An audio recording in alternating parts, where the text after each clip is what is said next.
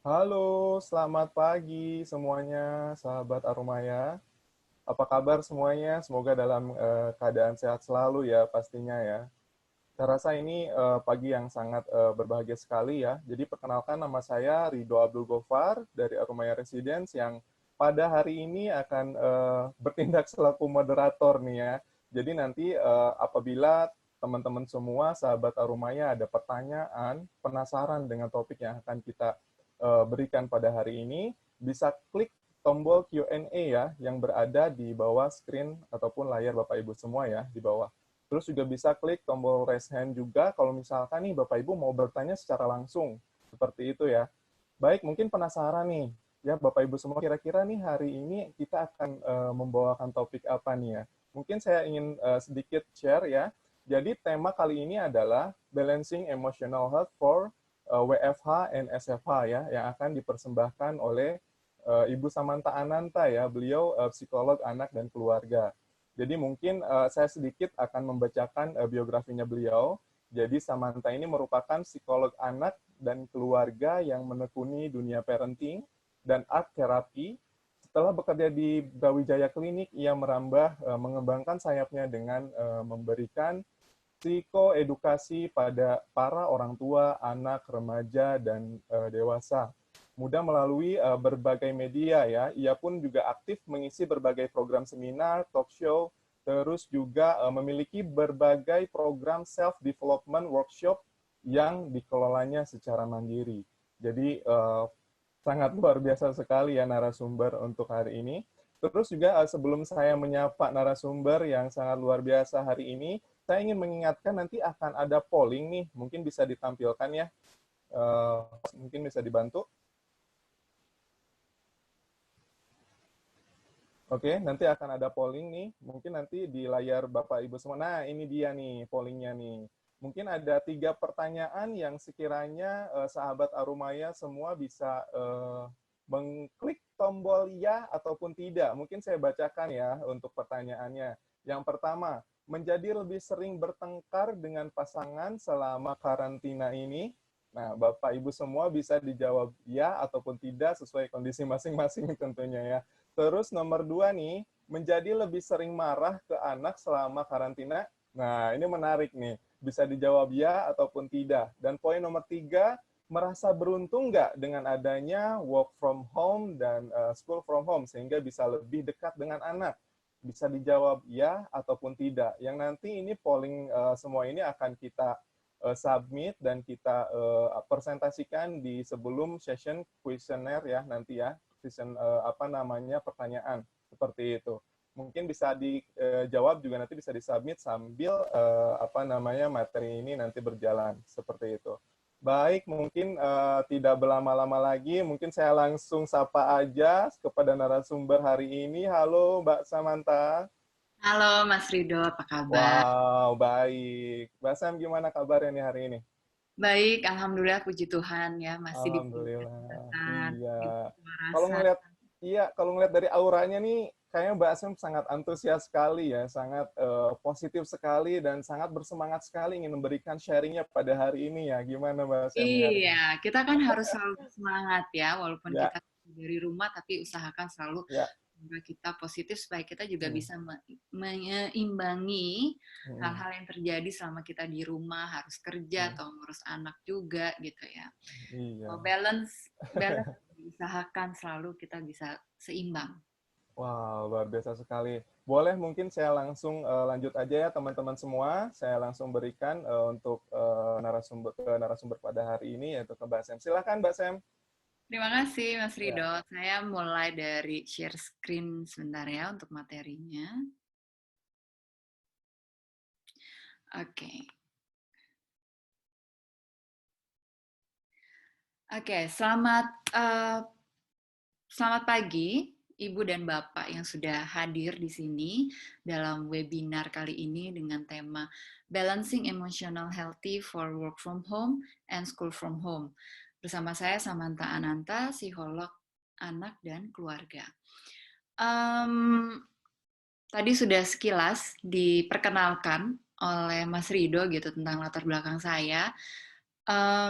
Saya lulusan Untar, lalu begitu lulus saya kerja di Brawijaya Klinik, juga di beberapa instansi biro psikologi, baik psikologi industri ataupun psikologi klinis dewasa dan psikologis klinis anak gitu.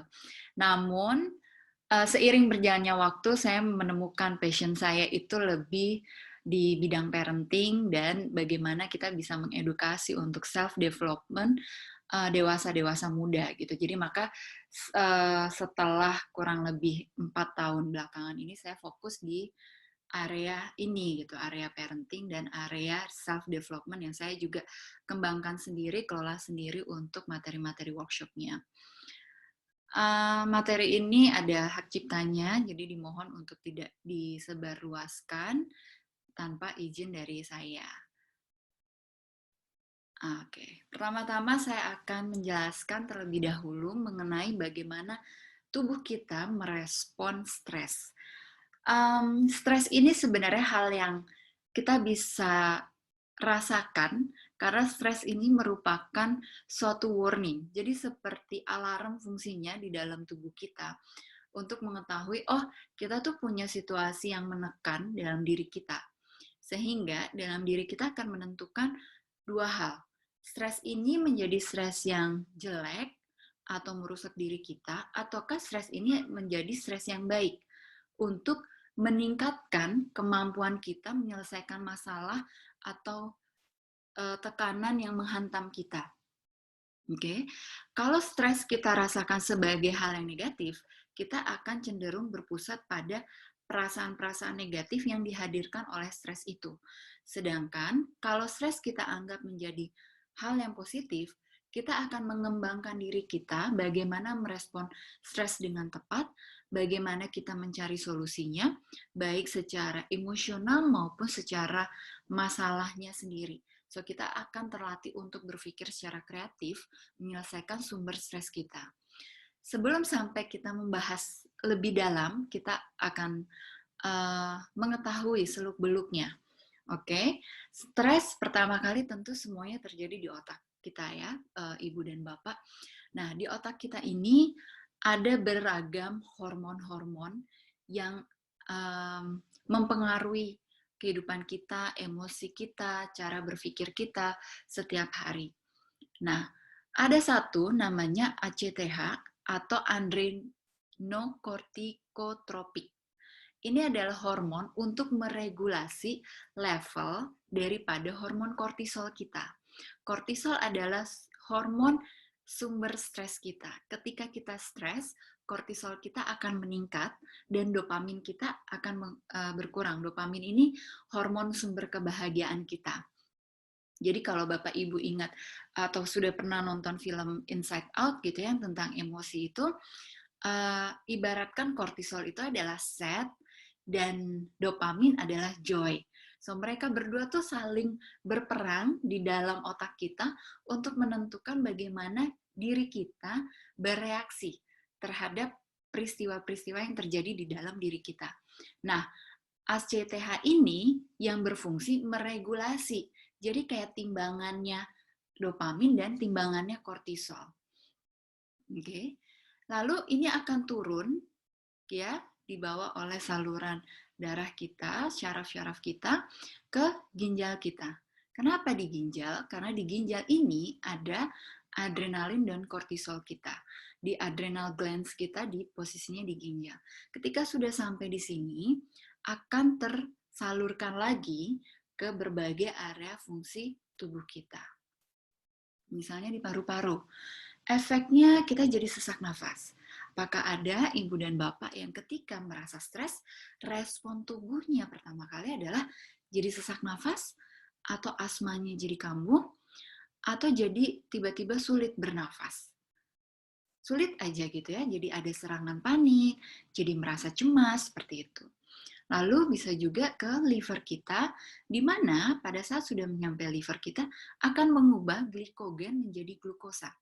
So, ini adalah kandungan rasa manis yang tadinya sifatnya positif, ini jadi sifatnya negatif gitu, sehingga fungsi liver kita akan berkurang dan kita seolah membutuhkan asupan gula lagi gitu ya. Lalu kita juga bisa mengalami gangguan pencernaan. Kalau biasanya kita mau tampil, kita mengalami demam panggung, nah itu stres. Yang biasanya sering sekali sangat umum kita hadapi, dan kadang ini menyerang gangguan pencernaan kita yang tiba-tiba kita bisa sakit perut, atau tiba-tiba kita akan bolak-balik ke kamar mandi gitu ya. Nah, tekanan darah juga menjadi lebih tinggi ketika kita mengalami stres, juga meningkatkan tekanan jantung kita. Jantung kita akan berpacu secara tidak normal seperti biasanya, sehingga akan membuat saluran darah itu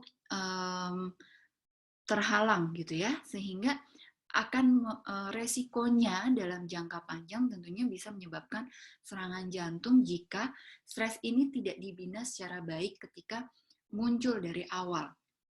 Oke, jadi itu akumulasi. Serangan jantung itu bisa menjadi akumulasi dari stres-stres ringan yang terjadi sejak muda. Nah, sebelum kita bahas lebih lanjut nih, karena tema kita tentang balancing emotional healthy, sebetulnya ada pemikiran saya bahwa there is no such thing as balanced life. Instead, it's a constant act of balancing the things that are important to us. Jadi sebenarnya nggak ada kehidupan yang balance, kehidupan yang seimbang tuh nggak ada. Yin and yang dalam filosofi Chinese itu juga sebetulnya adalah upaya kita. Bagaimana kita selalu berupaya untuk menyelaraskan kehidupan yang seimbang. Bukan kehidupan kita sudah seimbang, sudah baik-baik saja. Nggak begitu. Kalau saya jadi teringat gitu ya, timbangan zaman dulu yang kita masih pakai baloknya gitu ya, yang sangat kuno sekali, bukan yang digital, itu kita betul-betul berusaha menyeimbangkan posisinya supaya seimbang. Tapi nggak pernah ada posisi timbangan kanan dan kiri katupnya itu benar-benar sama, plek gitu. Nggak ada. Oke, so ini hal yang sangat penting bagi kita, terutama di periode COVID sekarang, di mana kita harus PSBB, kita harus melakukan pekerjaan dari rumah, kita juga harus mendampingi anak sekolah dari rumah gitu. Yang kita dituntut untuk betul-betul beradaptasi, menyesuaikan diri kita dalam jangka waktu yang sangat singkat. Umumnya, kita bisa melakukan penyesuaian diri itu dalam jangka waktu kurang lebih 2 bulan. Tapi ini sudah hampir 2 bulan, dan kita dituntut untuk beradaptasi di awal-awal itu bahkan cuma 1 atau 2 minggu pertama ya, yang sangat tinggi sekali tense-nya gitu. Untuk saat ini, kita bagi yang merasa sudah berhasil beradaptasi di awal, saat ini merasa ada rasa burnout. Kok nggak udah-udah sih, kok malah diperpanjang gitu ya. Apalagi saya baru baca berita semalam bahwa akan ada simulasi bahwa pendidikan akan dimundurkan untuk selalu dilakukan school from home sampai akhir tahun gitu. Ini belum pasti, tapi ini suatu rangkaian yang dilakukan upaya-upaya dari bidang pendidikan oleh pemerintah yang bagi kita tentunya akan semakin menambah tingkat stres kita atau tingkat burnout sebelum kita stres ya. Kita jadi merasa semakin tidak pasti dengan situasi yang terjadi, kita merasa semakin bertanya-tanya bagaimana kita bisa memprediksi ini dan bisa melalui ini dengan baik. Nah, Ibu dan Bapak, kita perlu meyakini, kita perlu punya keyakinan bahwa ini akan berlalu. Badai ini akan berlalu. Itu kunci pertama bahwa kita bisa menurunkan kadar kecemasan kita, kadar tingkat stres kita, bahwa kita punya keyakinan satu, ini akan berlalu. This too shall pass. Okay? So kita akan bisa lebih menikmati proses kehidupan kita selama di rumah saja. Okay? This is a time to reconnect, not to be perfect. Ini juga kata kunci kedua, keyakinan kita bahwa dalam periode saat ini, kita tidak dituntut untuk menjadi sempurna kok. Saya tahu, saya mengerti bahwa beban tugas ketika di rumah, bekerja di rumah, itu rasanya lebih banyak dibanding ketika kita masuk ke kantor. Atasan kita seringkali merasa bahwa ada hal-hal yang menumpuk yang perlu segera diselesaikan. Sehingga diberikanlah beban tugas yang berlipat ganda karena dianggapnya, oh, sudah mengurangi waktu perjalanan dari rumah ke kantor. Takut nanti kalau performanya tidak sama seperti di kantor karena keenakan di rumah, gitu ya. Sehingga alasan-alasan lain yang menyertai pun juga banyak gitu ya, yang lebih personal di setiap perusahaan tentunya. Namun kita perlu menyadari, kita tidak bisa menjadi individu yang tampil sempurna untuk melakukan berbagai peran kita secara mendadak ketika kita ada di rumah, mengurus pekerjaan kita, mengurus pekerjaan rumah, juga mengurus dan mendampingi anak kita belajar. Tentunya jumlah anak dan setiap tahapan usia anak akan punya challenge yang berbeda-beda yang kita hadapi di rumah. Saya ingin mengajak Ibu dan Bapak untuk bertanya pada diri masing-masing. 1, apakah sumber stres ini dapat saya ubah? Atau ini adalah sesuatu yang berada di luar kendali saya? Oke, kita perlu memetakan dulu sumber-sumber stres ini dari diri saya ataukah dari luar diri saya. Saya biasanya mengajak kita untuk merefleksikan dengan kita menggambar sebuah lingkaran. Di dalam lingkaran itu kita anggap sebagai diri kita. So, kita bisa menuliskan semua sumber-sumber stres yang berasal dari diri kita. Lalu, kita bisa menuliskan sumber-sumber stres yang berasal dari luar diri kita, di luar lingkaran posisinya. Nah, ketika COVID ini terjadi, maka pandemi ini adalah sumber stres yang di luar dari kendali kita. Kita bisa ubah? Tentu tidak ya. Tetapi kita punya para superhero yang saat ini sangat berjasa, yaitu para tenaga medis, dokter, suster, dan semua yang berada di industri medis yang sedang berperan melawan virus corona yang tidak terlihat ini. Oke. Sedangkan hal-hal yang di dalam diri kita yang memunculkan rasa stres kita adalah tingkat kecemasan kita, tingkat kepanikan kita, rasa frustrasi kita ketika kita merasa burnout di rumah saja, kita tidak bisa melakukan aktivitas lain. Bagaimana kondisi finansial kita, ini juga terkait dengan kondisi perusahaan, which is ini ada di luar dari kendali kita, di luar dari lingkaran, tapi juga sesuatu yang sifatnya berada di dalam lingkaran kita. Kalau ada yang mengalami PHK, sifatnya di luar dari kendali kita, tetapi di dalam diri kita, kita bisa menanyakan, apa yang bisa saya lakukan untuk mengatasi situasi ini? Apakah saya perlu menyerah dengan situasi PHK ini, atau momen ini kita jadikan evaluasi dari perkembangan karir kita? Oke. Pertanyaan berikutnya, apakah saya membutuhkan tambahan informasi untuk menghadapi stres tersebut? Jika iya, kemana saya bisa mencari tambahan informasi tersebut? Oke, ini sangat penting karena ini kaitannya dengan problem focus coping. Oke, dalam coping stress itu selalu ada 2, emotional dan problem focus solution. Ketika kita berfokus pada problemnya, kita akan berusaha mencari berbagai informasi untuk mengatasi sumber stres kita. Seperti saat ini, Ibu dan Bapak menghadiri webinar ini untuk mencari informasi dari sesi sharing yang saya berikan pada hari ini. Apa sih yang bisa kita lakukan di rumah untuk mendapatkan kehidupan yang lebih seimbang? Begitu ya. So, saya senang sekali bisa memberikan sharing ini. Kemudian pertanyaannya yang ketiga adalah, apakah saya membutuhkan orang lain? Jika iya, siapa yang saya butuhkan? Untuk apa saya membutuhkannya? Ini penting. Bukan hanya sampai saya membutuhkan dan siapa, tapi siapanya harus punya tujuan. Karena akan berbeda. rasa yang kita miliki dan kepuasan, perasaan yang kita harapkan ketika kita sudah menghubungi orang yang kita butuhkan. Ini merupakan emotional fokus ya. Ketika kita membutuhkan dukungan atau emotional support dari orang lain, maka kita akan berusaha mencari orang yang tepat. Kita perlu menseleksi siapa yang bisa saya hubungi untuk memberikan dukungan emosional secara tepat. Apakah teman-teman saya, supaya saya bisa mendapatkan humor? Apakah orang tua saya, supaya saya bisa merasakan ketenangan? Apakah terapis, psikolog, atau dokter, begitu ya, pakar yang lain, gitu?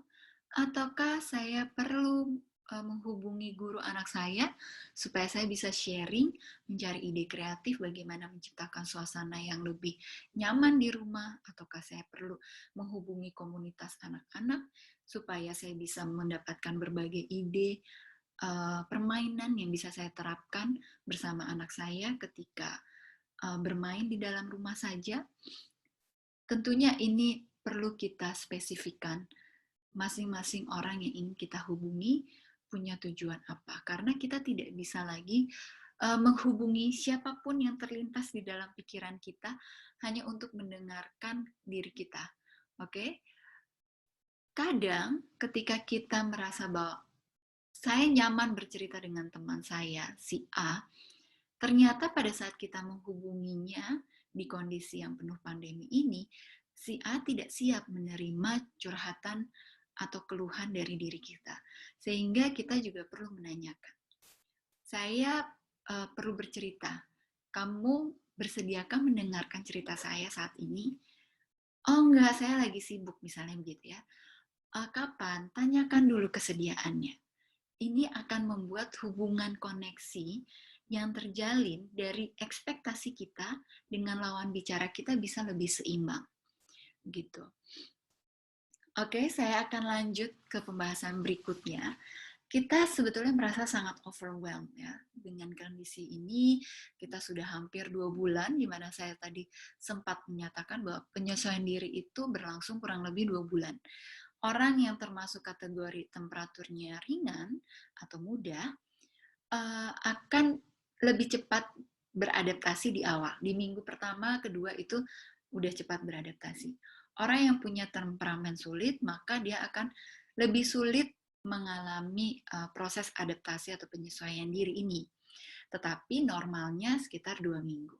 Nah, tadi yang masuk kategori easy, temperamen, akan punya kecenderungan saat ini sudah ada di periode burnout, mulai lagi memikirkan, aduh sampai kapan kok nggak selesai-selesai, gitu ya, sehingga kita akhirnya semua akan merasakan overwhelmed juga berada di rumah saja.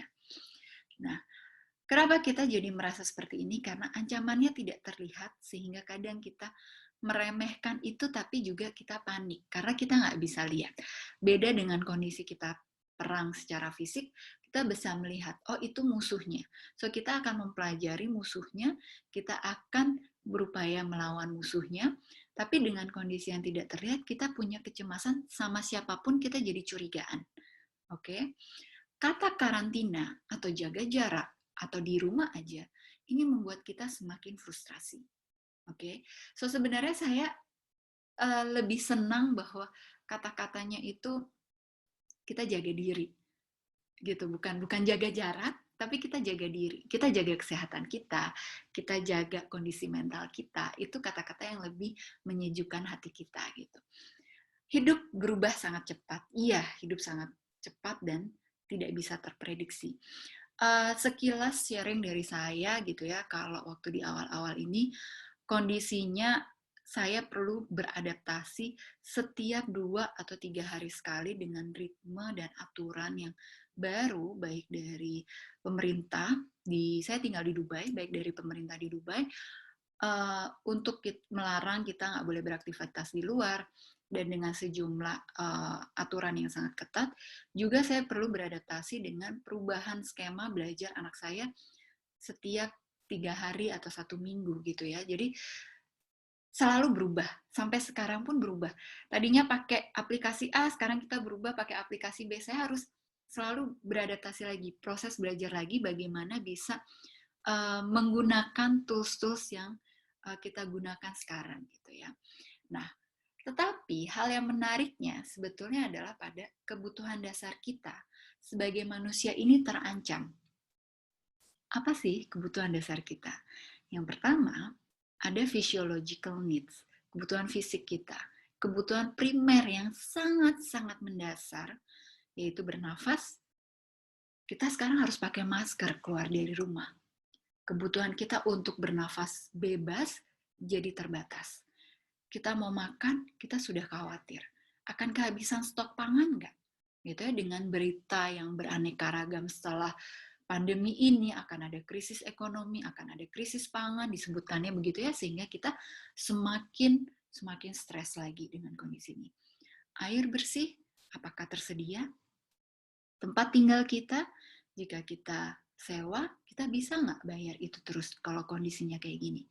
Kalau kita kredit dan kita kena PHK, bisa nggak kita melunasi itu? Atau bank punya kompensasi nggak? Gitu ya.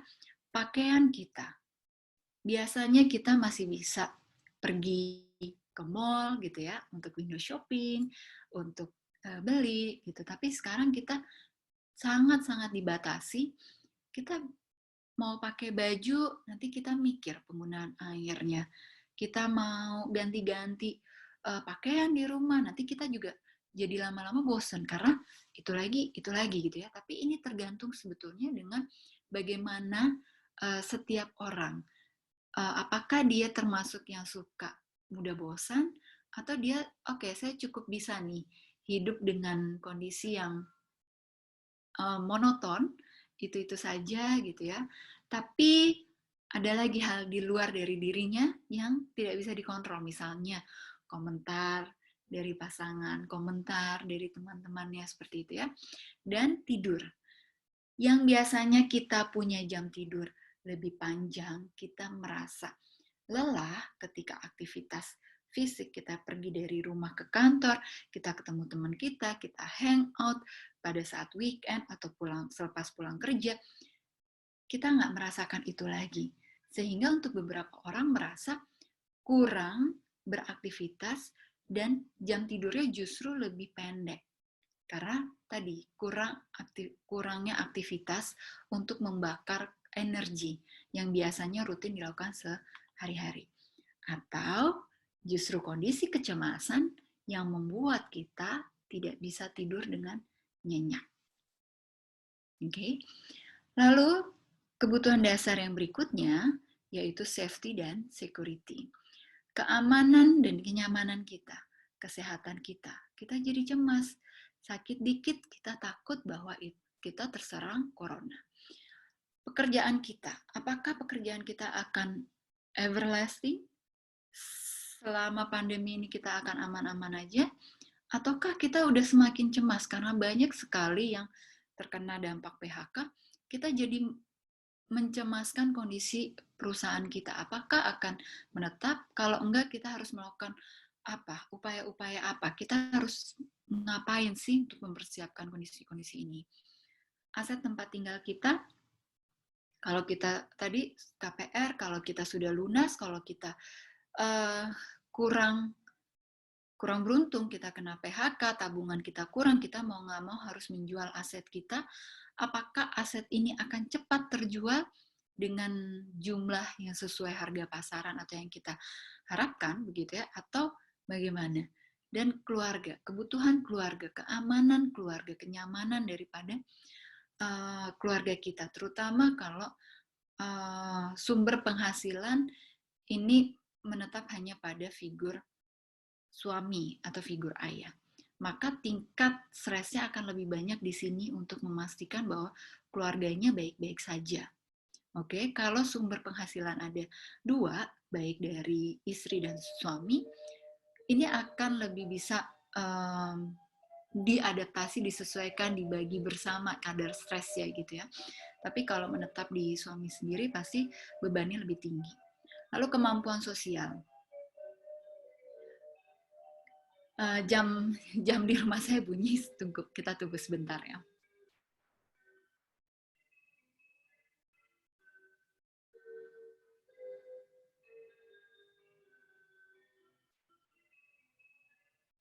Oke, terima kasih sudah menunggu sebentar. Kemampuan sosial saya lanjutkan bahwa kita karena terbatas untuk bisa berinteraksi secara sosial, kita jadi merasa ketakutan juga. Nanti kalau kita kembali lagi, semuanya sudah selesai, kita masih bisa nggak sih bersikap, berinteraksi dengan normal seperti sebelum kala? Apakah kita harus selalu pakai masker kemana-mana? Apakah nanti kita jadi kagok ketika ketemu orang?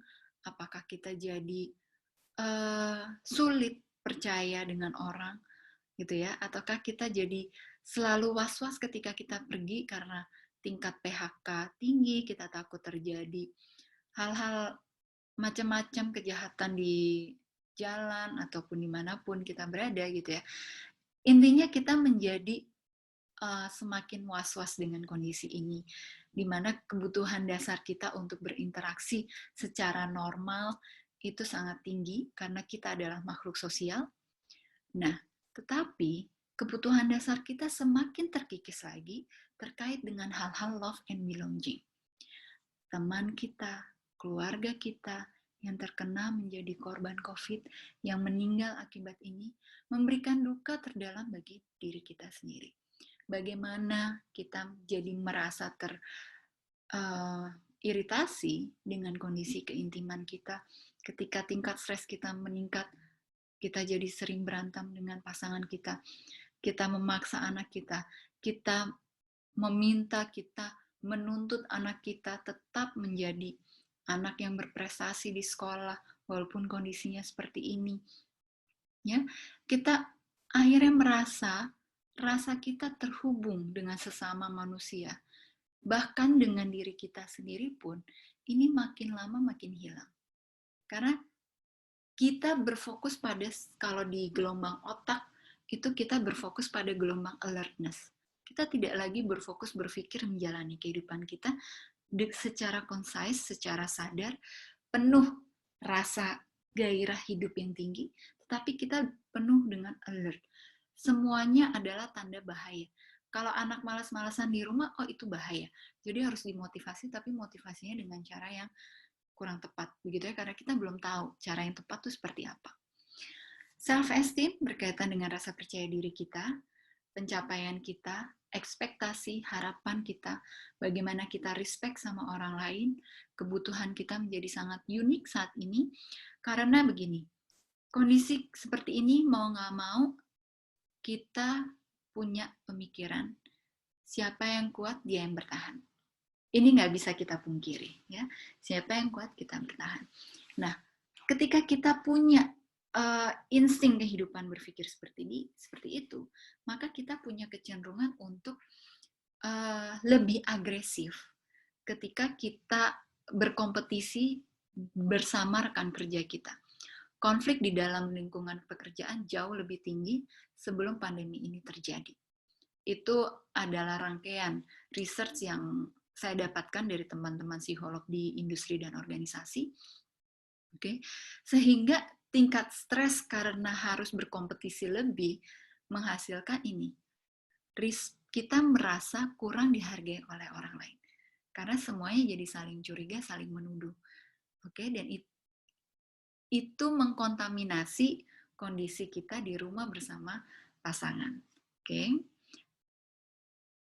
Yang terakhir, kebutuhan dasar kita tentang self-actualization, tentang moralitas kita, tentang kreativitas kita, tentang spontanitas kita, tentang penerimaan kita tentang hal ini.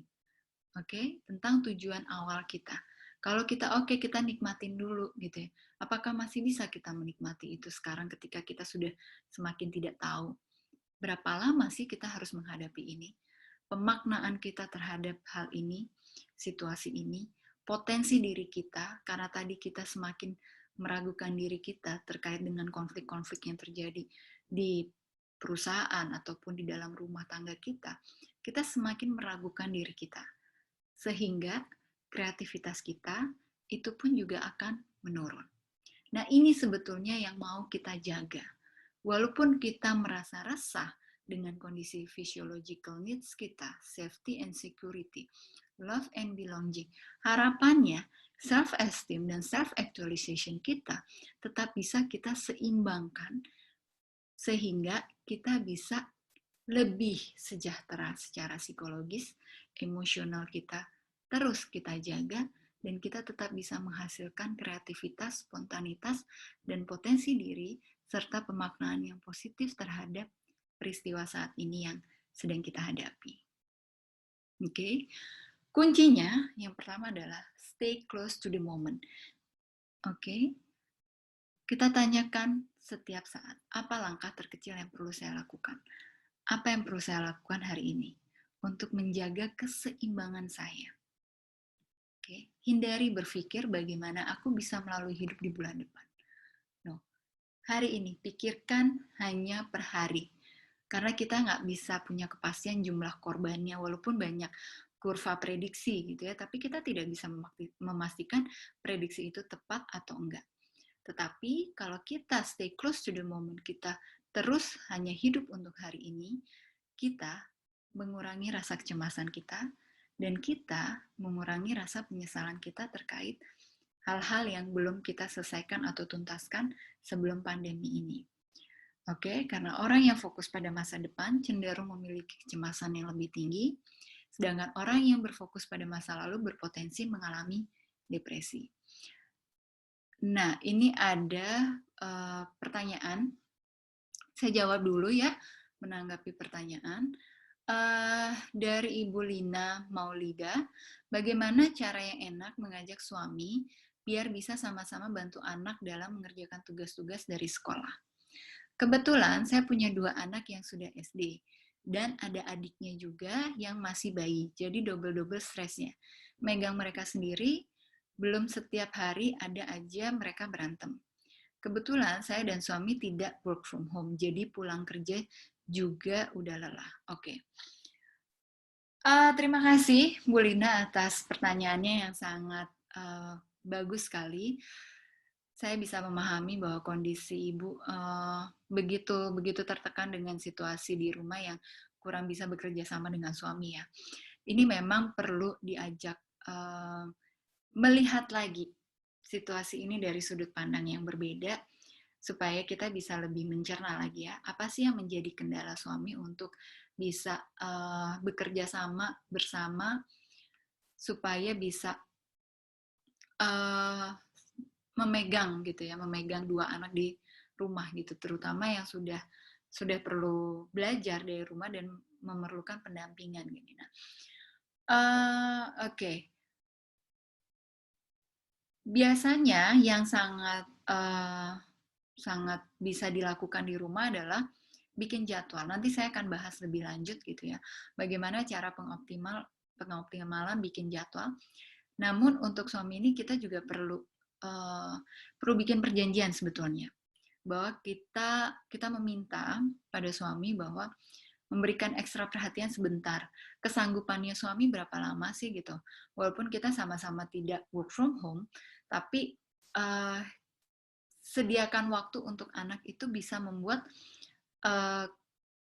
hubungan emosional antara orang tua dan anak itu lebih terjalin gitu. Karena anak-anak itu biasanya dia nggak inget secara rinci peristiwanya apa sih yang terjadi, tapi dia akan ingat perasaan dia mengalami peristiwa ini. Perasaan dia selama periode ini, bagaimana orang tuanya handle dan menangani kondisi di rumah. Kalau orang tuanya fun dan orang tuanya jadi suportif, maka dia akan ingat bahwa setiap masalah yang terjadi, dia bisa pergi ke orang tuanya karena orang tuanya sangat suportif. Nah, ini yang perlu disadarkan dulu ke suami. Oke, kalau bagian ini suami juga belum merasa tercerahkan, ini memang cenderung jadi lebih sulit gitu. Tapi mungkin bisa lebih diajak kerjasama dengan ada perjanjian gitu. Misalnya 15 menit aja deh, atau 20 menit aja deh terlibat gitu. Nah, kita perlu tahu juga bahasa cinta suami tipenya apa, sehingga kita bisa memberikan bahasa cintanya terlebih dahulu sebelum kita meminta suami untuk lebih terlibat aktif bersama anak di rumah. Gitu ya. Untuk yang kedua, saya bacakan dulu dari Ibu Indriani Santoso. Problem utama di work from home adalah masalah waktu. Iya, betul sekali. Anak-anak sekolah sampai tengah hari dan otomatis konsentrasi work from home terganggu oleh urusan anak dan akhirnya jam kerja jadi otomatis switch sampai larut malam demi bisa menyelesaikan target kerja. Ini otomatis melelahkan. Apakah ada saran? Iya, sangat-sangat melelahkan. Saya akan bahas lebih rinci tentang rutinitas baru, bagaimana menyusun jadwal di slide berikutnya ya, Bu Indriani. Untuk pertanyaan yang ketiga dari Bapak Edi Darmawan, dalam situasi pandemi COVID ini, penghasilan berkurang. Iya, kita jadi nggak bisa bekerja maksimal seperti biasa untuk kesehatan, vitamin, rekening listrik, paket data internet, semuanya meningkat. Kecemasan dan kekhawatiran melanda. Bagaimana bertahan hidup di masa pandemi COVID ini? Sampai kapan bagaimana mengelola hati dan pikiran supaya tidak stres? Khawatir padahal dana menipis. Ya, ini nanti kita bahas lebih rinci lagi ya Pak Edi dan Ibu Indriani. Saya kembali ke topik pembahasan. Nah ini, kuatkan imunitas. Yang terpenting kita kuatkan imunitas dulu. Kalau biasanya kita harus pakai suplemen, saat ini kita coba back to nature dulu, Pak. Kita makan dari sumbernya langsung, perbanyak buah-buahan dan perbanyak sayur. Ada banyak sekali saat ini tuh yang saya ketahui distributor yang sebetulnya mereka sudah banyak dikontrak oleh restoran-restoran besar, tapi karena pandemi ini mereka dibatalkan kontraknya sehingga mereka menjual hasil panen buah sayurnya itu secara grosir. Nah, ini bisa dicari informasinya dengan komunitas-komunitas sekitar sehingga kita bisa mendapatkan harga yang lebih murah lagi gitu.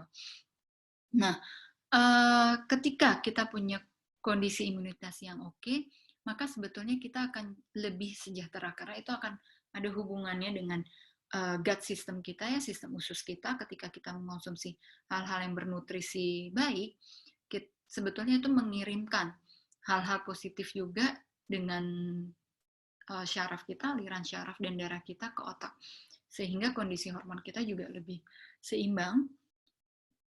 Dan kita juga jadi lebih kuat secara fisik ya. Nah, tetap olahraga, karena olahraga adalah cara yang paling aktif untuk meningkatkan kadar dopamin dan mengurangi kadar kortisol kita. Oke, kita masuk ke bagaimana kita membuat rutinitas baru terkait dengan penjadwalan supaya seimbang. Pertama gini, kalau kita punya anak-anak di bawah usia SD, anak-anak toddler yang juga perlu sekolah, ini sebetulnya kan mereka belum bisa membaca jadwal ya, jam mereka belum tahu jam berapa dan sebagainya. Ada juga yang punya neni atau punya PRT di rumah, ini sangat terbantukan dengan posisi mereka. Tapi saya juga tahu bahwa dari awal beberapa keluarga terpaksa harus mem-PHK para neni atau PRT-nya di rumah karena tidak ada kepastian tentang COVID dan tadi yang dikeluhkan oleh Bapak Edi tentang penghasilan yang berkurang gitu ya. Nah, kita buat rutinitas baru dulu. Pertama adalah kalau anak-anak di bawah usia SD, kita tidak bisa langsung pakai jam, tapi kita pakai warna dan kita pakai gambar. Misalnya jam 8, kita tulis jam 8, warnanya misalnya merah, waktunya kita belajar. Nah, belajarnya adalah gambar, berupa gambar. Kita bisa cari itu di Freepik, di Pinterest, itu banyak sekali gambar yang beredar yang bisa kita gunakan untuk kepentingan pribadi di rumah gitu ya. Nah, ini yang membuat anak-anak jadi akan terbiasa tentang konsep rutinitas, tentang konsep penggunaan waktu secara bijak, dan kita bisa punya satu lambang tertentu yang kita pakai setiap hari. Misalnya gini, ketika kita bekerja dan kita tidak bisa diganggu oleh anak, Kita bisa pakai topi misalnya, atau kita pakai shawl, pakai scarf. Pokoknya kalau lagi pakai itu, nggak boleh ganggu kita. Oke? Karena ketika kita pakai itu, kita harus benar-benar fokus sama pekerjaan kita. Dan kita harus kasih tahu sama anak. Kita pun juga harus komit. 2 jam, 3 jam. Oke? Untuk anak-anak yang tadi di bawah usia SD, kita kasih durasinya dengan penggunaan warna. Selama itu boleh bolak-balik menghampiri kita, tapi mohon maaf, nggak boleh menetap selama berapa lama. Misalnya gini, bolak-balik 5 menit, duduk, main-main gitu ya, itu nggak apa-apa, tapi nggak boleh lebih dari 5 menit. Misalnya seperti itu. Kalau untuk yang di atas usia SD, karena mereka sebetulnya sudah bisa lebih mandiri dan sudah lebih paham apa yang terjadi dibanding yang di bawah usia SD, maka kita pakai itu ya nggak boleh. Pokoknya selama 2 jam, 2 jam. Selama 3 jam, 3 jam. Ya mau nggak mau gitu. Dan kita harus melatih mereka secara lebih mandiri lagi gitu untuk mengerjakan tugas-tugasnya mereka. Dan sebetulnya kita bisa punya satu meja bersama. Kalau nggak ada meja bisa di lantai juga untuk mengerjakan aktivitas kita secara bersama-sama gitu ya dengan anak, tapi tidak boleh saling mengganggu. Jadi seperti kita belajar kelompok, tapi kerjakan masing-masing ya gitu. Kalau udah selesai nanti diperiksa sama orang tua. Tapi mereka juga tahu bahwa orang tua tidak mengesampingkan mereka, tidak menurunkan prioritasnya mereka, tetapi mereka juga perlu paham. Ada waktu-waktu tertentu di mana prioritas lain lebih penting dibandingkan mereka. Karena anak-anak itu sifatnya masih egosentris. Yang dipikirkan mereka itu yang paling penting untuk mereka. So, kita perlu kasih tahu dan kita tunjukkan bahwa kita sebenarnya nggak melupakan mereka, tapi ada jam-jam tertentu memang kita punya prioritas yang lebih penting karena akan terkait dengan kondisi finansial dan bagaimana kita bertahan hidup. Untuk rutinitas ini, sebaiknya kita diskusikan bersama dengan keluarga untuk yang melakukan work from home bersama-sama ya.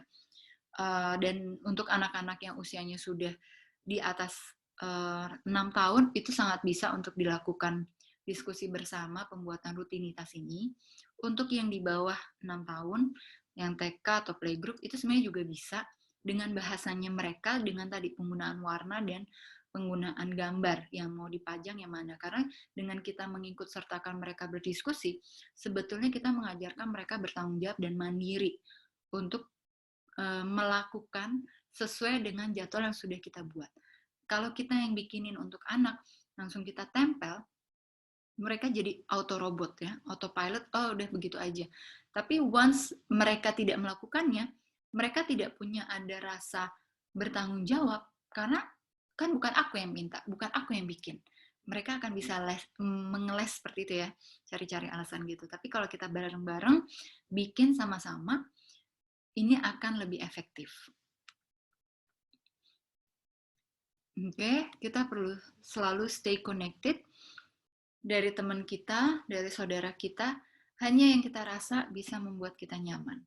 Gitu ya. Kalaupun misalnya dengan teman-teman atau keluarga yang rasanya, mohon maaf nih ya, toksik dalam kondisi ini, kita tetap bisa berinteraksi dengan mereka, tetapi tentunya kita batasi. Karena sebenarnya gini, ketika kita kondisi yang normal, lalu kita pergi ke satu kelompok orang yang penuh dengan depresi, penuh dengan tingkat stres yang sangat tinggi, secara otomatis kita akan terkontaminasi energi itu. Energinya sangat berat sekali.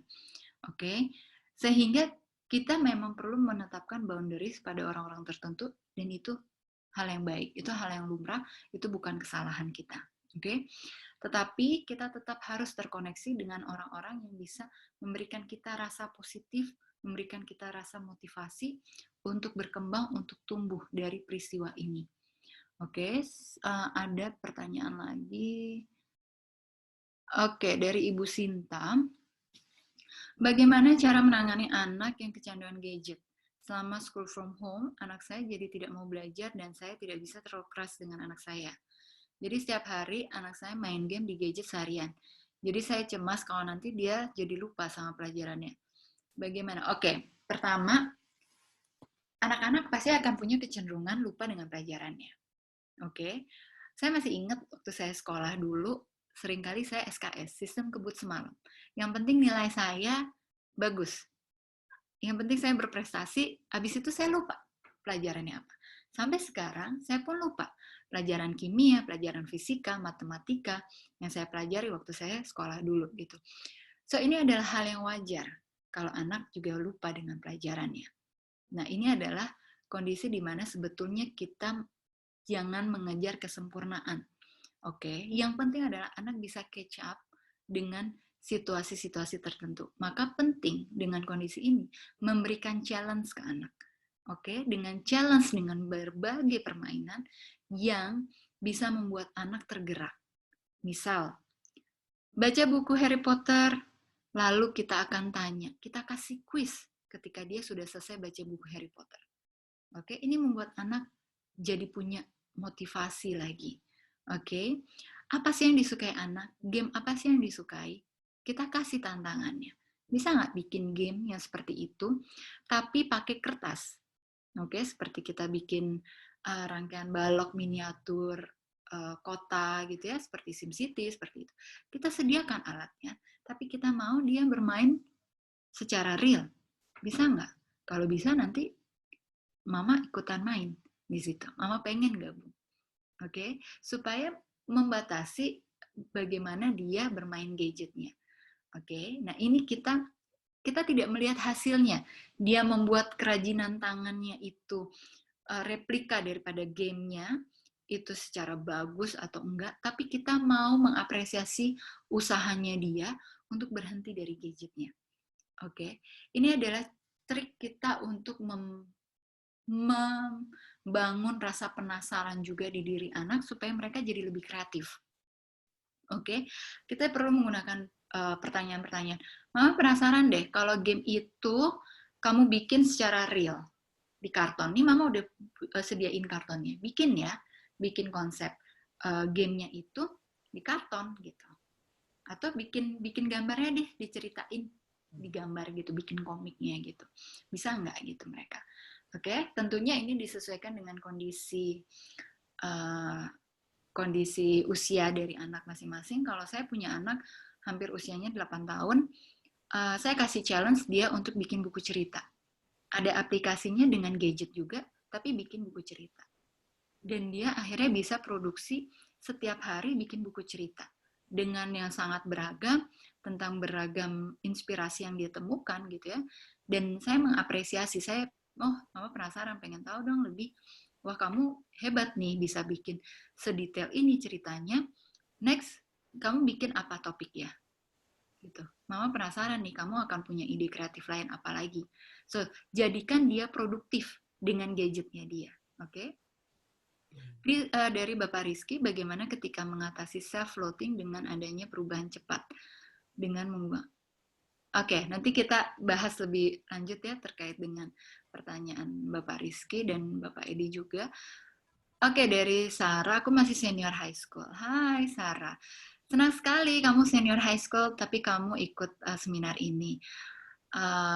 Selama di rumah, mami papi always on gadget, and I don't see any productive things in my family, even I want to ask them to make schedule. Oke, ya. Saya mendapati banyak sekali anak-anak remaja yang dituntut lebih dewasa karena mereka lebih aware dengan situasi ini dibanding orang tuanya. Oke, so I know how you feel. It's stressful, of course. Tapi gini, okay, so this is about the situation that you can control. So you can control yourself, but you cannot control how your parents react. So only focus on yourself and only focus how you develop yourself to be a better person during this quarantine. Okay? Yes. Ya, kamu tahu kamu bisa membatasi sosial media, kamu tahu kamu bisa bikin rutinitas yang oke, dan kamu adalah seorang dewasa di mana posisinya kamu sudah senior high school, ya, ada proses transisi dari masa remaja menuju dewasa, tetapi usia mental kamu jauh lebih dewasa. Maka aku bilang kamu adalah seorang dewasa muda, so kamu fokus sama bagaimana diri kamu menjadi produktif. It's okay kalau orang tua kamu kayak gitu, kamu sulit membuat perubahan orang tua menjadi lebih sadar, it's okay ya. Orang tua kamu pun memerlukan proses yang mereka lalui sendiri ya. Nah, kamu tetap fokus sama bagaimana kamu mengembangkan diri kamu, dan kamu bisa kembangkan lagi bagaimana kamu bisa lebih produktif, menciptakan kreasi baru gitu ya, atau kamu bisa bikin visual board atau mood board kamu, apa saja sih yang ingin kamu capai gitu untuk planning ke depannya, masa depan kamu dari situasi ini. Oke, fokus sama hal-hal yang bisa kamu bina. Halo Mbak Samantha, nih ada Oke. pertanyaan yang terlewat nih sepertinya nih. Apa tuh? Iya, ini di chat nih, masuknya ke chat ya dari Oh, Mbak, maksudnya ke chat. ya, Oke. dari Ibu Retno nih ya, mungkin saya bantu bacakan ya, Mbak Sem ya. Jadi pertanyaannya, saya single parents, Mbak. Saya bekerja di kantor, menjalankan bisnis, dan harus menjadi ibu dan ayah sekaligus. Anak Ya. saya 2 masih balita. Bagaimana cara saya mengimbangi waktu dengan baik, sehingga emosional saya tetap terjaga dengan baik? Mungkin bisa dijawab, Mbak Sam. Oke, Silakan. Bu Retno. Hmm, ya, Terima kasih ya, Mas Ridot, ya, untuk sudah membacakan pertanyaan dari Bu oke. Retno. Oke, Bu Retno, saya minggu lalu ketika saya mengadakan webinar, saya juga mendapatkan berbagai pertanyaan serupa terkait dengan posisi single mom dan punya anak balita. Ini memang kondisi yang sangat berat sekali karena tingkat kecemasannya seperti yang saya bilang, kalau kondisi finansial tertumpuk pada satu orang tua saja akan jauh lebih merasakan tertekan dibanding kita punya 2 sumber penghasilan gitu ya. Nah, kita perlu tanya lagi, Bu, sumber stresnya yang Ibu rasakan apa? Apakah dari diri Ibu, pikiran Ibu saja, perasaan Ibu saja? Sebenarnya kondisi balita anak Ibu baik-baik saja gitu ya, ataukah kondisi kantor ikut turut serta mempengaruhi kondisi yang mengganggu pikiran dan perasaan Ibu, atau kondisi balita Ibu justru ada kalanya mereka rewel yang mengganggu Ibu sehingga membuat Ibu menjadi semakin frustasi. Oke, kita harus cari tahu dulu dari sisi itu. Setelah itu, kita perlu mencari tahu diri kita, apakah kita tipe yang harus cleansing dulu secara emosional, kita harus memperbaiki emosional kita dulu, atau kita orang yang cenderung kita fokus sama solusinya. Ada masalah, kita cari solusinya. Nah, kita tipe yang emosional dulu, atau kita yang tipe problem solutionnya dulu. Kalau kita tipe yang emosional, kita akan cari tahu dulu hal-hal yang kita perlu lakukan untuk menjaga emosional kita. Biasanya tuh apa sih kemarin-kemarin? Butuh orang, butuh me time, butuh menghibur diri, atau gimana? Oke, nah, waktu saya pertama kali di minggu-minggu awal, saya harus beradaptasi dengan ini, saya tuh nggak merasa panik sama sekali sebetulnya. Sampai saya mendapati berbagai cerita, terus saya mikir, gue salah nggak sih kalau gue nggak panik? Oke. Saya jadi terbawa, jadi terkontaminasi bahwa ternyata hal itu normal gitu setelah saya baca berbagai review dari jurnal gitu ya, bahwa ketika kita di kondisi yang seperti ini, kita panik itu wajar. Kita nggak panik itu wajar. Tapi kita menjadi panik karena kita tidak panik itu juga hal yang wajar. Oke, karena tadi energi itu saling tercampur gitu dengan banyaknya energi yang terjadi saat ini secara global. Dan yang bisa mengatasi emotional focus coping saya itu adalah humor. Humor, banyak tertawa. Setiap hari saya cari video yang bisa bikin saya ketawa, karena dengan ketawa saya dapat instan dopamin, kortisol saya langsung turun drastis. Gitu. Saya ada satu video yang saya mau tunjukin ke kita semua hari ini supaya kita bisa sedikit melepas stres kita ya. Ini videonya.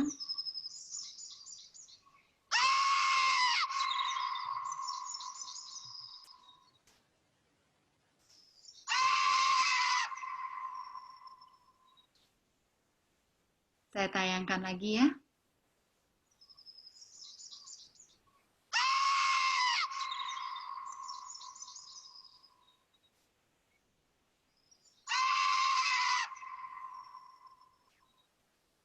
Ini curahan hati kita semua, bukan? Bahwa kita sebenarnya pengen teriak dengan situasi ini. Sudahkah kita berteriak? Nah, jika kita belum bisa meluapkan rasa amarah kita secara tepat, itu akan menumpuk terus dan kondisi fisik kita akan terpengaruh, gitu ya. Saran saya, kalau kita bisa berteriak, kita teriak gitu ya, dengan panduan video ini gitu ya.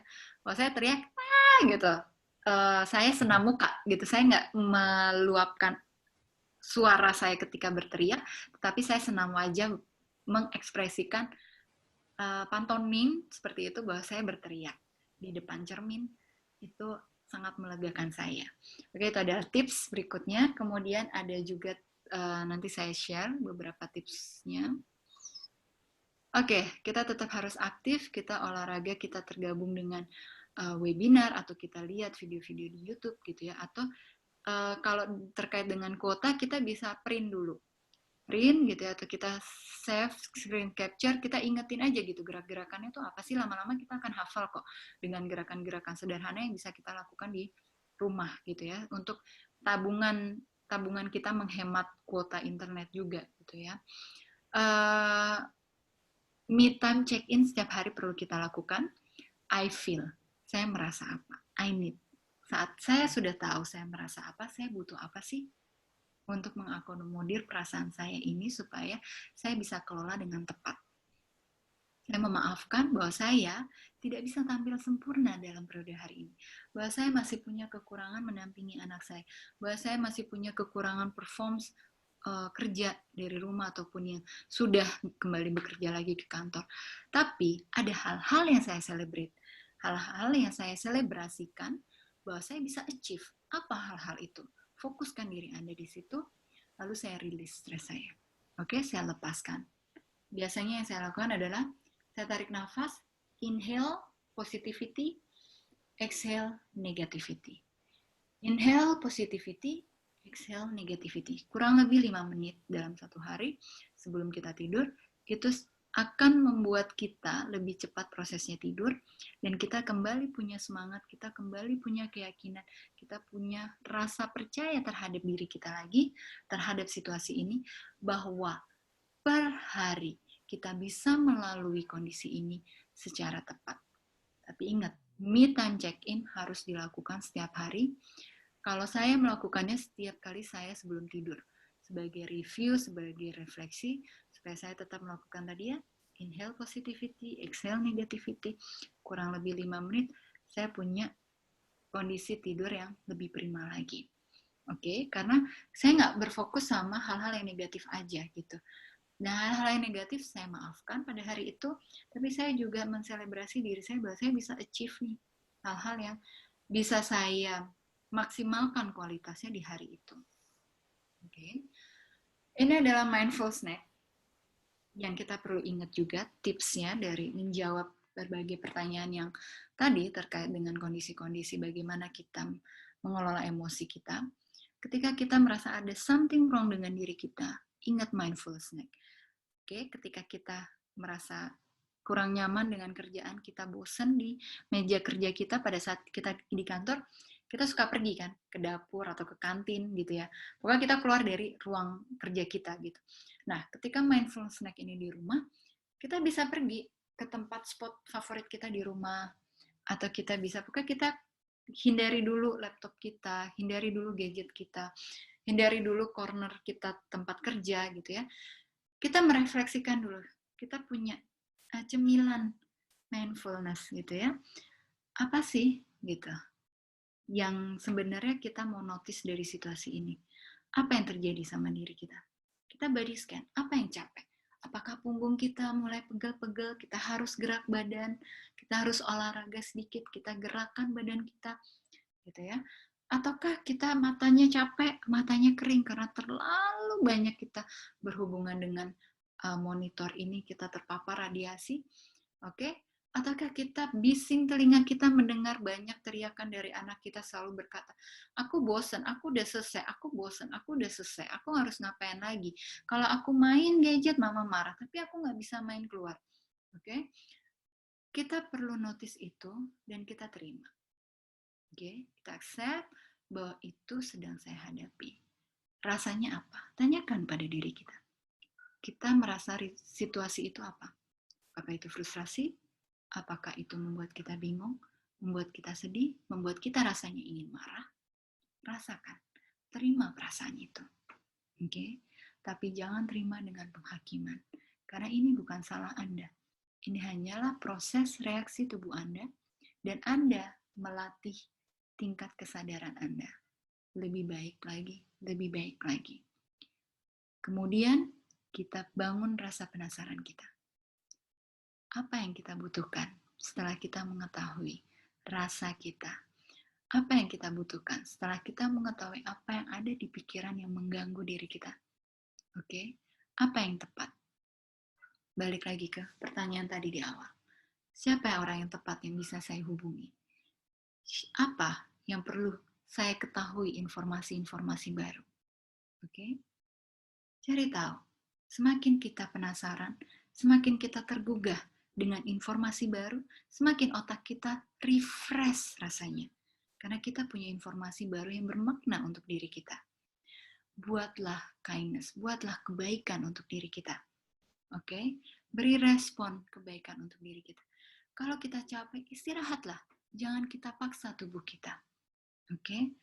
Kalau kita perlu kembali lagi ke track kita, kembali lagi pada rutinitas kita, kita evaluasi. Apakah sebenarnya saya perlu memberikan istirahat? Setiap 2 jam saya kasih 15 menit istirahat tubuh saya. Ataukah saya mampunya setiap 1,5 jam? Saya tidak boleh terlalu fokus hanya pada target. Oke? Karena justru ketika kita hanya fokus pada target kita menjadi kurang produktif. Karena kita menjadi kurang kreatif. Tapi ketika kita bisa memaksimalkan rutinitas kita, 1 jam istirahat 10 menit, 1,5 jam istirahat 15 menit, that's the maximum hours we can spend to working from home. Tidak lebih dari itu. Kita nggak bisa paksa diri kita 2 jam, 3 jam, hanya fokus di depan laptop terus. Kita harus pedulikan, kita harus self-care diri kita. Oke, lakukan kebaikan untuk organ-organ tubuh kita, karena kita masih menggunakan itu untuk hal yang lain. Oke? Dan ini pun bisa kita jadikan situasi di mana kita merefleksikan lagi. Apa ya peluang yang bisa kita hasilkan? Kalau kita terdampak dari COVID ini, peluang apa yang bisa kita kembangkan lagi? Peluang usaha apa yang bisa kita kibarkan? Research dan kita coba dikit-dikit. Oke, tapi jangan sampai kita menghabiskan kondisi finansial kita juga ya, tapi kita bisa merefleksikan, kita bisa research dulu, dan kita coba terus untuk bisa memuaskan rasa penasaran kita, sehingga itu bisa menghasilkan ide kreatif dan, mohon maaf, self-care yang lebih baik lagi. Oke, kenapa ini merupakan hal yang penting? Karena ada 3 hal supaya kita mendapatkan kualitas hidup yang oke, kualitas hidup yang baik. Namun, ketiga hal ini tentunya saat ini sudah berubah semuanya. A life of pleasure yang biasanya kita maknai dengan kita pergi traveling, dengan kita hangout dengan teman-teman kita pergi ke mall, kita pergi ke taman, kita keliling kota, kita ke Ancol, kita ke Dufan, seperti itu ya. Kita ke kebun binatang, kita ke taman safari, kita keluar kota, kita nggak bisa lakuin itu. So, do something different in home. Do something different that can please you, to make you please more, to make you feel more pleasure in life. Oke, karena dengan kegiatan yang berbeda, kita menjadi mengurangi rasa burnout, kita menambah dopamin kita, dan kita meningkatkan rasa excitement kita dalam aktivitas di rumah saja. Oke, a life of engagement, practicing your signature strength most of the day. Kenali apa kekuatan diri kita yang sebenarnya. Apakah kita orang yang sangat penasaran sehingga kita dituntut untuk mencari banyak sumber informasi untuk memuaskan rasa penasaran kita menjadi lebih kreatif, Apakah kita punya kekuatan kesabaran? Apakah kita punya kekuatan untuk menjadi sumber informasi bagi banyak orang? Kita kenali sumber kekuatan kita dan kita optimalkan sumber kekuatan kita itu untuk engage sama berbagai orang di situasi saat ini. Oke? Dan ubah pemaknaan hidup kita saat ini. Apa yang bisa kita petik, apa yang bisa kita syukuri dari peristiwa saat ini kita di rumah aja. Kenapa? Karena ada 7 hasil penelitian tentang bersyukur. Ketika semakin banyak kita bersyukur, kita akan melebarkan sayap kebaikan kita, generosity kita, compassion kita, kita menurunkan kadar kesepian dan perasaan terisolasi di rumah. Kita menurunkan bagaimana cara tekanan darah kita bekerja. Kita meningkatkan hal-hal positif, emosi kita, perasaan kita, mood kita. Kita meningkatkan perasaan senang, perasaan happy, perasaan gembira dengan kita bersyukur. Kita meningkatkan kadar optimisme kita, bahwa kita jadi merasa yakin, bahwa kita jadi punya self-efficacy, keyakinan diri kita bertambah dengan peristiwa ini, bahwa kita bisa bertumbuh, kita bisa berkembang dalam periode ini, bukan lagi hanya bisa melalui peristiwa ini. Dan tentunya imun sistem kita pun juga meningkat menjadi lebih baik lagi. Oke, so saya minta saat ini untuk kita semua, Ibu dan Bapak, refleksikan sekitar 2 menit, 3 hal yang bisa disyukuri dari peristiwa ini selama kita menjalani PSBB ini. 3 hal aja. Oke, saya tunggu sekitar 1-2 menit. Begitu ya Mas Rido, nanti kita bisa mulai lagi untuk tanya jawab setelah 1-2. Ya. Ini juga ada pertanyaan yang menarik nih. Mungkin saya bantu bacakan ya, Mbak Sem ya. Ini dari Ibu Suci nih. Saya bekerja dan memiliki anak 7 tahun yang belajar di rumah, sedangkan suami tinggal di Jakarta karena wabah ini yang biasanya suami pulang seminggu sekali, sekarang tidak bisa pulang sudah 2 bulan nih. Dan tidak tahu kapan pulangnya. Karena hal ini saya sekarang sering menangis sendiri di malam hari, sering marah-marah ke anak, dan merasa cemas ketika berada di kantor. Apa yang menyebabkan hal ini ya? Dan bagaimana saya bisa merasa bahagia lagi seperti dulu? Terima kasih. Mungkin bisa dibantu jawab. Oke, saya jawab sekitar 1-2 menit ini ya, supaya kita bisa fokus, kita hening dulu gitu, kayak mungkin kita 3 hal yang bisa kita syukuri dari peristiwa COVID dan kita menjalani PSBB. Oke, saya udah pasang nih untuk timernya. Oke, kita mulai ya.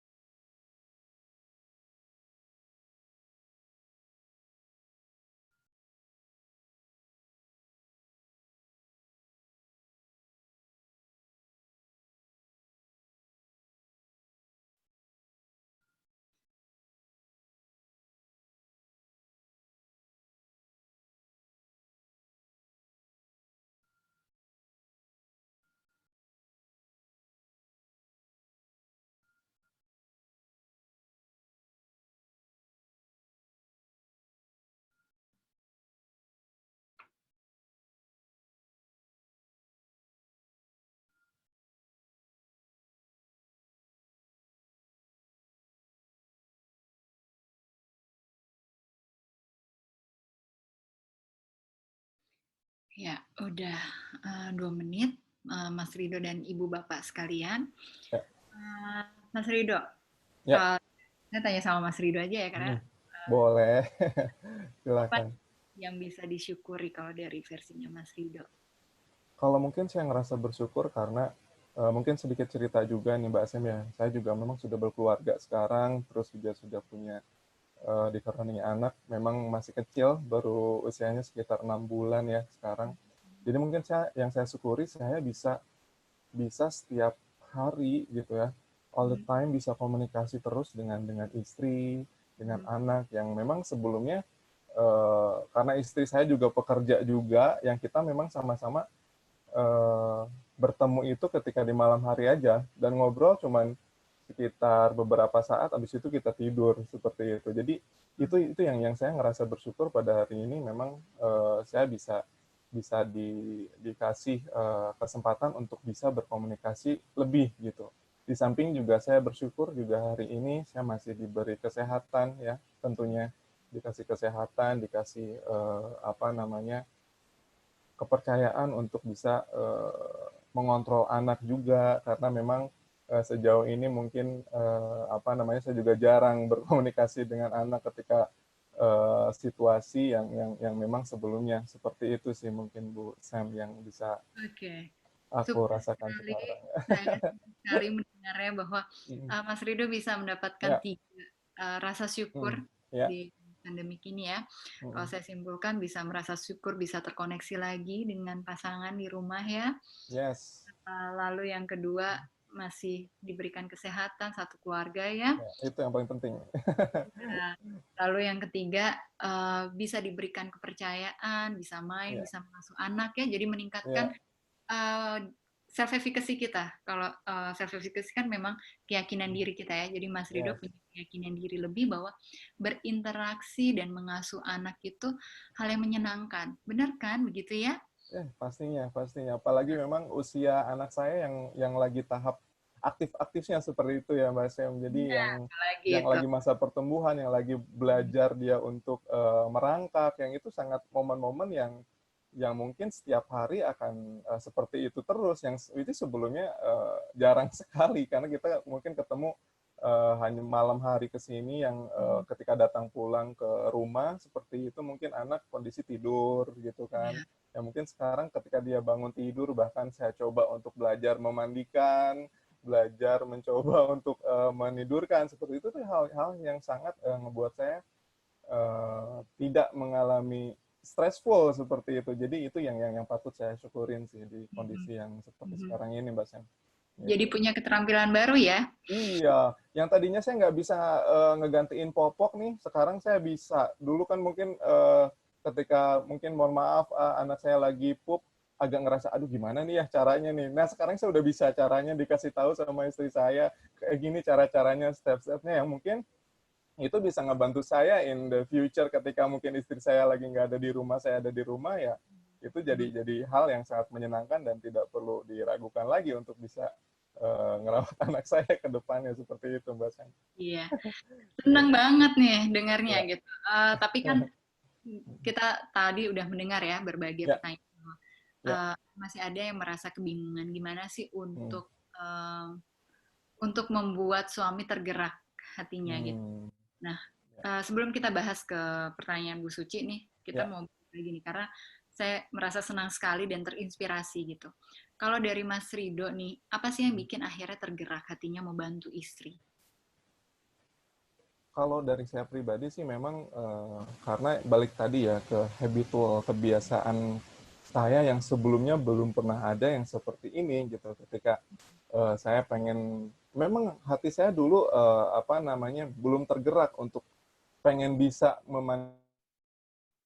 bisa untuk apa namanya mengayomi anak atau bahkan menidurkan anak seperti itu yang sekarang di situasi sekarang ini saya harus melakukan sesuatu yang sebelumnya saya belum pernah lakukan seperti itu yang which is bisa ngebantu istri juga gitu kan bisa ngebantu kondisi di keluarga saya juga gitu yang akhirnya saya bisa hati saya tergerak untuk bisa merawat anak saya harus bisa gitu loh. Saya punya punya tekad keinginan, saya harus bisa merawat anak saya gitu dengan kondisi sekarang. Jadi mungkin ada plus minusnya juga ya dengan situasi sekarang. Memang di saat kita full time di rumah gitu ya, jadi bisa melakukan satu hal-hal yang memang sebelumnya belum pernah dilakuin. Jadi mungkin situasi juga yang bisa bisa saya membuat tergerak gitu untuk bisa melakukan aktivitas seperti itu. Ya, mungkin gitu Mas.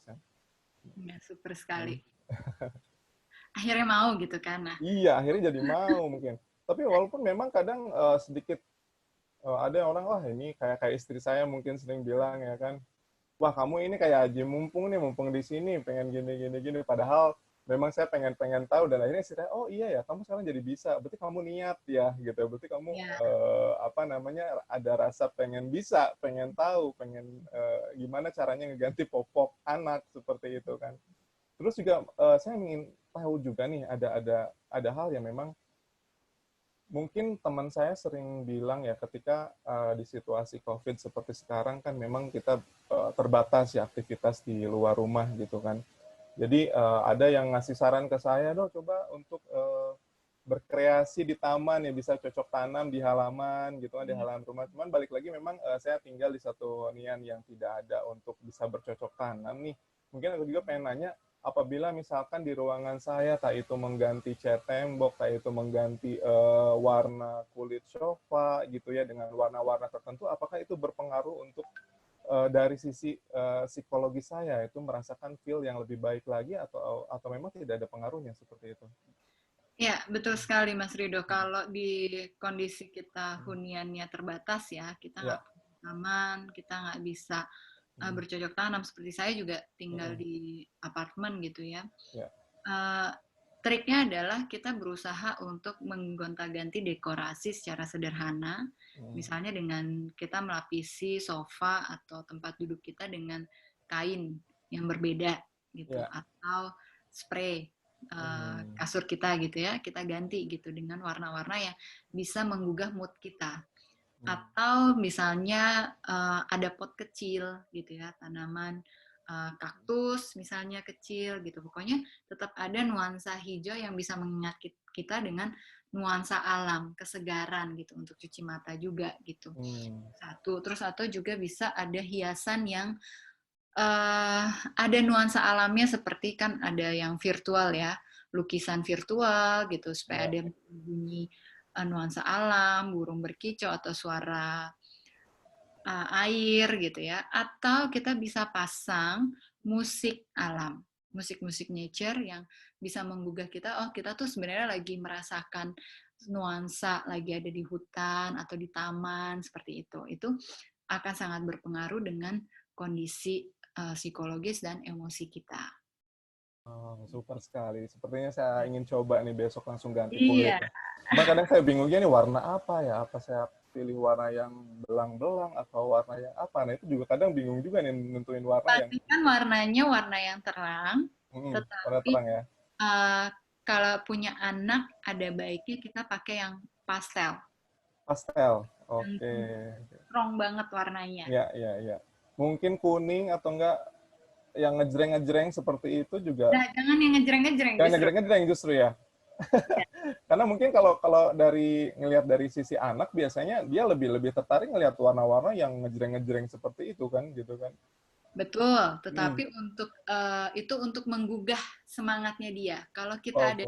ada di situasi ruangan yang kurang besar, kita justru punya PR besar untuk mengakomodir anak mengeluarkan energinya. Ya. Lagi kan? Betul betul. Kalau energinya itu juga gunakan gradasi warna yang pastel gitu. Iya. Nah, semoga nanti bisa langsung dipraktekkan ya, Mas. Pasti. Saya besok langsung nih beli online sekarang nih, pakai langsung gosen. Saya mau jawab nih pertanyaan dari Bu Oke, Suci. silakan Mbak Sam. Tadi kan anak punya 7 tahun, terus beda kota ya dengan suaminya. Kenapa kayak gitu? Saya ingin bertanya kembali ke Ibu. Apa yang membuat Ibu merasa jadi terlalu sedih? Apakah terpisah dengan suami? Ataukah harus menghadapi ini secara sendiri hanya bersama anak-anak tanpa suami? Dua hal ini dulu tolong dijawab. Kalau yang membuat Ibu lebih tinggi tingkatan rasa cemas dan sedihnya, karena tidak bertemu dengan suami, saya bisa pahami. Ada rasa rindu dan rasa kesepian yang sangat tinggi yang ibu hadapi. Tapi kalau rasa kecemasan dan rasa tertekannya ibu lebih kepada ibu harus menghadapi ini sendirian, well, Anda tidak sendirian. Anda masih bisa berkomunikasi dengan suami. Betulkah Anda benar-benar sendirian? Betulkah Anda tidak bisa terhubung, tidak bisa berkomunikasi, tidak bisa berdiskusi tentang hal-hal yang bisa dihadapi bersama? Oke. So, dari dua hal itu, mana yang lebih berat yang ibu rasakan? Oke. Ketika ibu sudah tahu, ibu bisa mengelola rasa itu dengan tadi rasa syukur. Di luar dari tidak bisa bertemu, saya bisa paham ya rasa rindunya kalau kita nggak ketemu dengan suami, apalagi sudah hampir 2 bulan ini. Tapi kita tetap fokus, kita bersyukur, kita bisa menggunakan aktivitas seperti misalnya kita menggambar bersama dengan suami, baik itu melalui gadget atau kita di kertas masing-masing, tapi dilakukan dengan waktu dan durasi yang sama. Kalau bisa video call lebih baik lagi, kalau tidak bisa video call, kita janjian. Oke, sekarang ya, lakukan sekarang sama-sama. Pilih topik menggambarnya apa.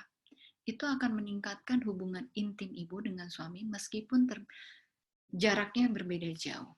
Oke, kita bikin tebak-tebakan. Hal-hal yang kreatif. Oke, supaya kita tertawa bersama suami. Oke, kumpulin jokes-jokes apa ya, bukan cuma sharing sekedar oh ibu punya video ini ibu kirimkan ke suami, suami punya video ini, enggak, ibu sharing, ibu pakai voice note supaya suami bisa dengar suara ibu, oke, atau pakai teks ya, ibu ekspresikan ketawa ibu di dalam voice note supaya suami bisa tahu bahwa ibu tertawa, bahwa ibu menghargai apa yang dia usahakan. Oke. Bagaimana ibu menghibur suami juga? Lakukan 5 bahasa cinta itu, apa yang paling suami sukai. Tentunya saat ini kita tidak bisa melakukan quality time bersama, tapi kita masih bisa menonton film yang sama meskipun waktu dan jaraknya berbeda. Oke, saya nggak tahu nih ya kotanya ibu di mana, tapi kalau ada perbedaan jam itu tentu akan berpengaruh juga ya. Tetapi kalau tidak ada perbedaan jam, kita tentu bisa set waktu yang sama.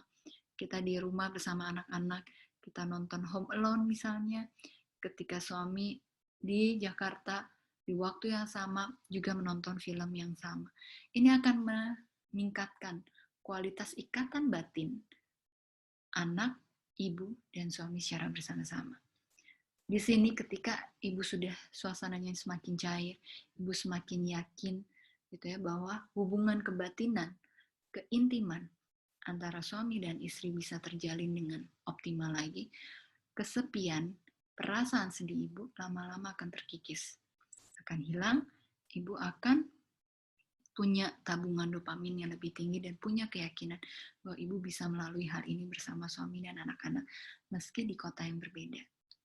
Oke, nah untuk tips secara general, kemarin waktu kita briefing sama Mas Rido juga ya dan tim dari Arumaya, saya sudah ajarin.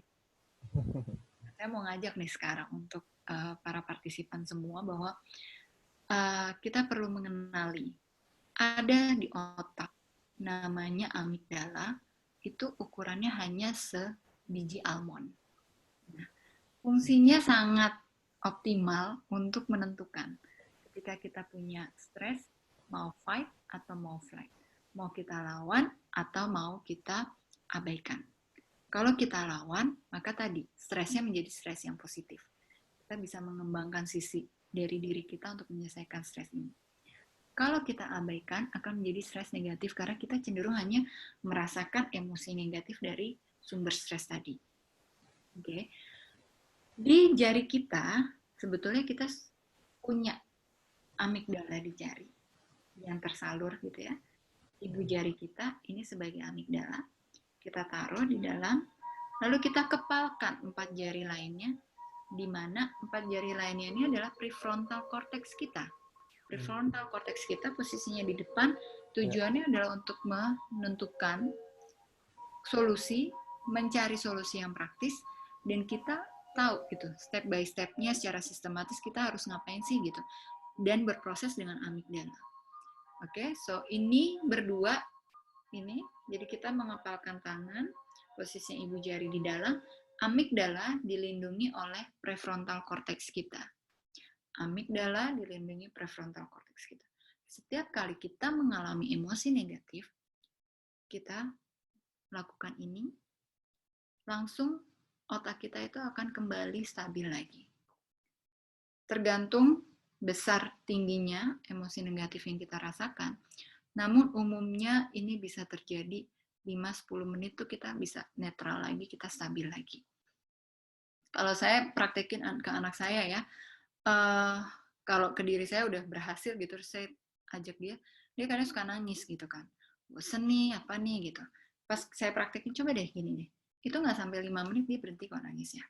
Dan dia ngerasa, oh iya, gitu. Udah stabil lagi gitu. Jadi kita bisa kasih juga tips ini ke anak kita supaya dia nggak bolak-balik ke kita gitu ya. Dan satu lagi, setiap pagi itu bagus kalau kita punya briefing bersama secara keluarga. Orang tua mau ngapain, anak mau ngapain. Jadi selalu diingatkan setiap hari untuk rutinitas supaya mereka tadi nggak terlalu mengusik ketika jam belajar mereka udah selesai terus datengin kita terus gitu, gangguin, usil, iseng terus gitu ya. Jadinya tense untuk berantem di rumah jadi lebih tinggi gitu. Itu tips yang pertama. Tips yang kedua, untuk kita melatih anak yang lebih kecil, yang usianya toddler gitu, balita, untuk kita melihat, mama punya starfish loh di jari-jarinya mama. Kita latihan ambil nafas yuk, gitu. Kita telusuri pakai telunjuk yang satunya. Kita mulai dari sini ya. Ketika kita naik, kita tarik nafas. Oh, kita mau turun, sekarang kita buang nafas, gitu. Naik lagi, tarik nafas, turun, buang nafas lagi, kayak gitu ya. Ini juga untuk meningkatkan sebetulnya kandungan oksigen di otak kita supaya kita lebih fresh. Kita selalu refresh, terutama sekarang kalau untuk yang sedang berpuasa ya, kita nggak bisa makan minum kan di siang hari, kita butuh kandungan oksigen yang banyak di otak kita. Nah, salah satu tekniknya itu dengan kita selalu mengaktifkan fungsi pernafasan kita secara optimal. 1 menit, 2 menit itu cukup. Kalau kita rutin misal lakukan saat kita break, tadi di pembuatan jadwal 1 jam atau 1,5 jam kita punya break dan kita bisa lakukan tadi pernafasan itu. Begitu Mas Rido. Tadi kayaknya ada pertanyaan ya. Luar biasa sekali nih Mbak Semi hari ini. Juga mungkin saya mau nampilin polling nih. Mbak Sem, jadi yang tadi di awal diisi nih kita penasaran nih, pengen tahu nih seberapa persen nih dari pertanyaan-pertanyaan tadi nih. Mungkin bisa dibantu hostnya untuk menampilkan hasil polling tadi. Nah, bisa dilihat untuk poin pertama, menjadi lebih sering bertengkar dengan pasangan selama karantina, jawabannya tidak. Ya, kurang lebih 80% nih, 20% menjawab iya. Untuk poin yang kedua, menjadi lebih sering marah-marah ke anak selama karantina, jawabannya juga tidak. 80% berbanding dengan ya 20% ya.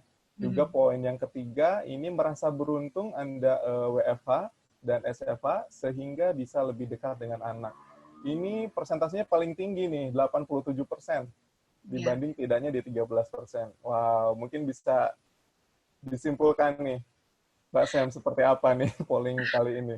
Oke, saya sih cukup senang ya kalau jadi nggak marah-marah. Tapi gini, jadi nggak marah-marahnya itu karena kita menahan diri untuk nggak marah atau emang beneran kita nggak mau marah? Gitu. Itu perlu dicari tahu lagi loh. Karena kalau kita menahan diri, artinya kan kita belum melakukan pengelolaan stres secara optimal juga kan. Ya. Kenapa? Karena kita jadi memendam itu sendiri gitu di dalam diri kita. One day itu akan pecah. Oke. Nah, untuk yang jarang marah, coba kita review lagi. Sudah tepatkah cara pengelolaan kita secara emosional ini? Atau sebenarnya kita mendem-mendem terus? Kita ada unek-unek yang nggak tersampaikan. Oke, kalau unek-uneknya masih kita tersampaikan, tersalurkan dengan jurnal, itu masih tetap oke loh. Karena itu kan salah satu self-care juga ya, kita nulis di jurnal, Ya. kita kayak curhat gitu kan. Tapi kalau enggak, kita cuma mendem aja. Ah, ini anak gue ya, biasanya gue marah gitu ya. Ini karena lagi school from home aja nih, lagi corona nih. Gue pendem aja deh gue, daripada dia ntar stres, dia ini, gue diem aja deh. Itu nggak baik juga. Justru itu yang bahaya ya sebetulnya, memendamnya. Kita nyerang diri kita sendiri, akhirnya Ya. gitu.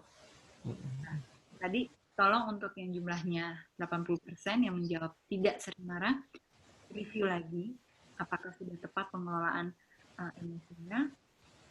Kalau enggak, please do something better from now. Jadi kita bisa improve diri kita lagi untuk bisa punya pengelolaan emosi yang lebih tepat setelah ikut webinar ini tentunya ya. Lalu kalau yang jadi berantem sama pasangan, nah ini saya khawatirnya nanti jadi banyak kelahiran bayi-bayi baru nih kalau jadi semakin mesra. Iya, iya. Karena Setuju. beberapa pasangan baru terutama ya, itu Ya. udah banyak announcement, oh ya positif nih gitu. So, please untuk yang bagian itu tolong dipikirkan lagi tentang perencanaan ekonominya. Kalau ekonominya baik-baik aja, saya ikut happy dengan kabar gembiranya. Tapi kalau kondisi ekonominya belum bisa dipastikan, tolong selalu pakai pengaman walaupun kita mesra, semakin Ya. mesra. Oke, thank you Mbak Samantha atas sharingnya hari ini. Juga kita ada satu polling lagi nih ya, polling feedback event kita untuk hari ini. Jadi kita juga, nah ini bisa diisi sahabat Aromaya semua ya. Jadi feedback untuk event kita agar bisa lebih baik lagi ke depannya. Kita dengan senang hati bisa menerima feedback dari teman-teman semua. Mungkin bisa diisi sekarang ya, seperti itu. Oke, mungkin Mbak Samantha, mungkin aku mau minta kesimpulannya nih dari Mbak Samantha ya, terkait dengan pembicaraan yang sangat luar biasa hari ini. Mungkin 1 menit aja, silahkan. Oke, kesimpulannya memang tadi di awal sudah saya sampaikan, saya mau ingatkan aja bahwa nggak ada yang istilahnya balance life. Hidup yang seimbang tuh nggak ada, tapi aksi kita yang menentukan kualitas keseimbangan daripada kehidupan kita selama pandemi ini. Dan jadikan momen ini adalah momen kita bisa mengembangkan diri kita menjadi lebih baik lagi, bukan cuma sekedar kita bisa melalui ini saja, tapi ini refleksi diri kita, apakah kita masih sesuai untuk menjalani pekerjaan kita, apakah kita mau mencari pekerjaan lain yang lebih sesuai dengan passion kita, bagaimana kita mau merencanakannya kemudian gitu ya, ataupun bagaimana peluang-peluang usaha, bagaimana kita mengelola emosi kita jauh lebih baik lagi dengan tips-tips yang sudah saya berikan. Diingat tentang bagaimana penggunaan amigdala untuk meredakan emosi negatif kita.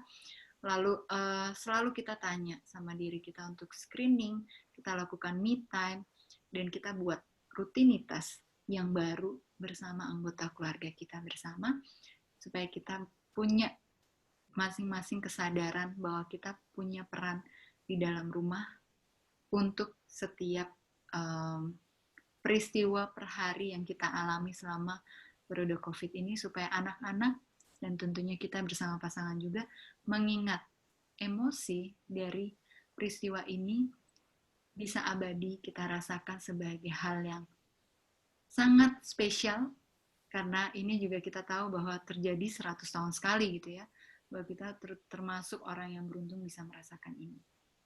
Wow, luar biasa sekali hari ini. Terima kasih sekali lagi Mbak Samantha nih, karena kebetulan waktunya juga sudah habis nih ya, sangat terbatas sekali. Jadi apa namanya, hari ini memang mudah-mudahan kita bisa berbagi ya ke semua partisipan hari ini. Dengan adanya event kali ini, bisa teman-teman semua sahabat Arumaya bisa merasakan lagi aura baru, aura positif ya, terus juga merasakan satu lagi energi yang kita bisa untuk menjalani di hari-hari selanjutnya, seperti itu.